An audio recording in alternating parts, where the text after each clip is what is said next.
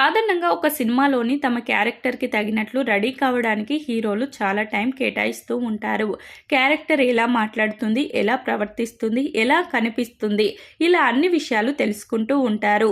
ఆ తర్వాత దానికి తగినట్లు ట్రాన్స్ఫార్మ్ అవుతారు. త్రిబులర్ సినిమాలో అల్లూరి సీతారామరాజు పాత్ర పోషించడానికి రామ్ చరణ్ ఎంత కష్టపడ్డాడో స్పెషల్గా చెప్పాల్సిన పని లేదు.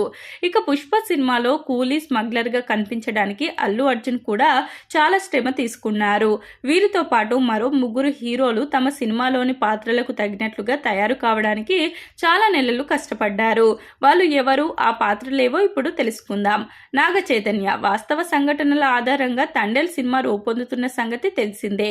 ఇందులో నాగ చైతన్య రాజు అనే ఒక జాలరి పాత్రలో నటిస్తున్నాడు.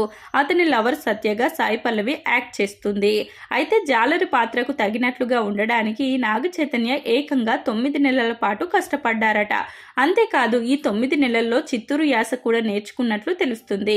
ఇక విజయ్ దేవరకొండ రౌడీ బాయ్ విజయ్ దేవరకొండ నటించిన లైగర్ సినిమా ఫ్లాప్ అయిన సంగతి తెలిసిందే.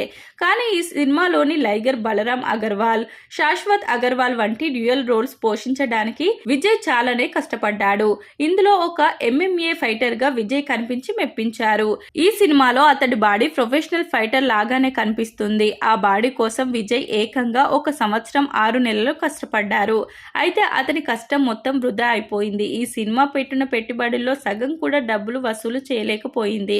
ఇక రణబీర్ కపూర్ ఈ నటుడు రామాయణం సినిమాలో రాముడి క్యారెక్టర్కు తగినట్లు కనిపించేందుకు 8 నెలలు కష్టపడ్డాడు. అలాగే రోజు తన కాస్ట్యూమ్ ధరించి తీయడానికి 3 గంటల సమయం తీసుకుంటున్నాడు.